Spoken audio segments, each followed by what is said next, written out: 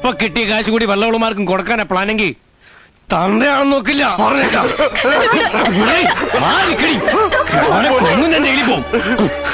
അങ്ങോട്ട്.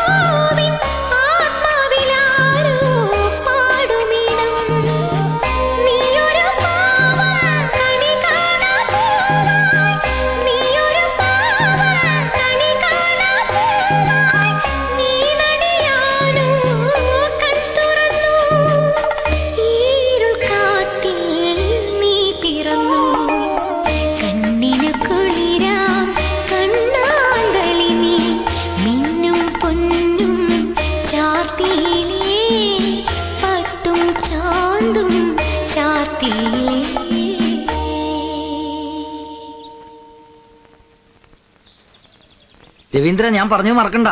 കൊണ്ടുവരാ.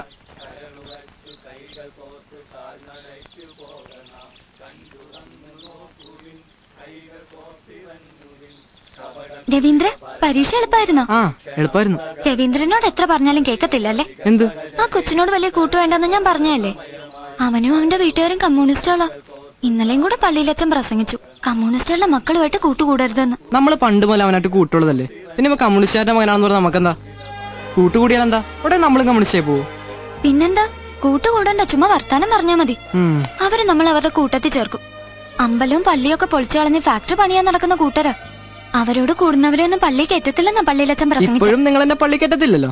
അതിപ്പോഴല്ലേ, എന്നാലും പള്ളി കയറാതെ പറ്റത്തില്ലല്ലോ.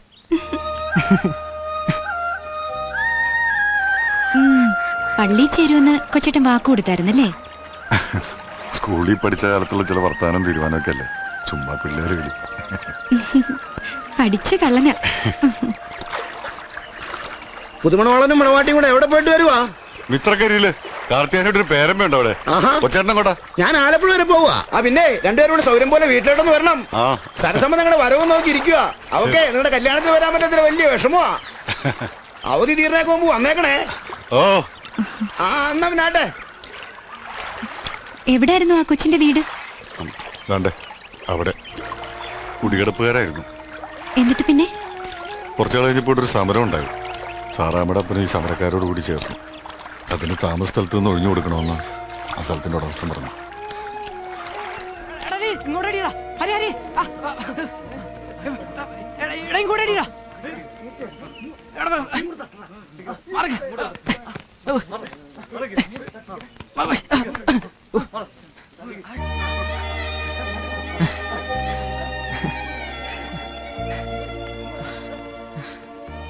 കൊച്ചിനെ കാണണമെന്ന് പറഞ്ഞേ. കണ്ണ് കിട്ടാതിരിക്കാൻ ഞങ്ങള് താമസം മാറി പോവാ മലബാറിന്. അവിടെ ഞങ്ങളുടെ ഒരു ഇളയമ്മയുണ്ട്. പിന്നെ വരില്ലേ ഇങ്ങോട്ട്? ഇവിടുന്ന് ആരെങ്കിലും വന്ന് മിന്നെ കെട്ടിക്കൊണ്ടുവന്ന.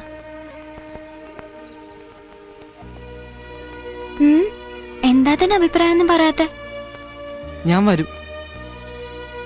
മതി, ഇനിയോട്ട് വന്നില്ലേലും കുഴപ്പമില്ല. വരുമെന്ന് പറഞ്ഞല്ലോ. ഇനി വന്നില്ലെങ്കിലും കണ്ടില്ലെങ്കിലും എന്നെ മറക്കുമോ? മറക്കാതിരിക്കാൻ ഞാൻ ഒരു വട്ടം തരാം, എന്റെ ഓർമ്മയ്ക്കായി.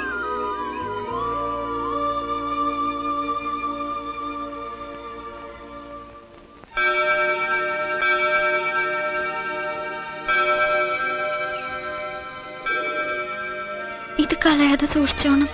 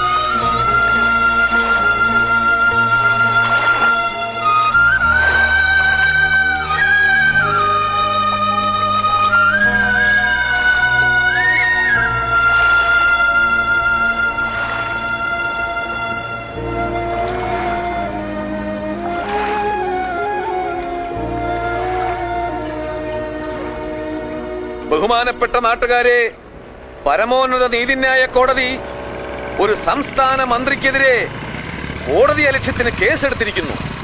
ആരും കൊണ്ടൊരു കേസ് കൊടുത്തതല്ല, കോടതി സ്വമേധയാ കേസെടുക്കുകയായിരുന്നു. മന്ത്രി കസേരയിലേക്ക് കയറുന്നതിന് മുമ്പ് സത്യപ്രതിജ്ഞ എന്നൊരു പരിപാടിയുണ്ട്. എന്താണ് സത്യപ്രതിജ്ഞയിൽ പറയുന്നത്? പരമോന്നത നീതിപീഠത്തിനും ഭരണഘടനാ വ്യവസ്ഥയ്ക്കും വിധേയനായി ഞാൻ നാട് ഭരിച്ചോളാമെന്ന്. എന്നിട്ട് പിന്നെ എന്തിനാണ് ഒരു സംസ്ഥാന മന്ത്രിക്കെതിരെ കോടതി അലക്ഷ്യത്തിന് കേസെടുത്തത്?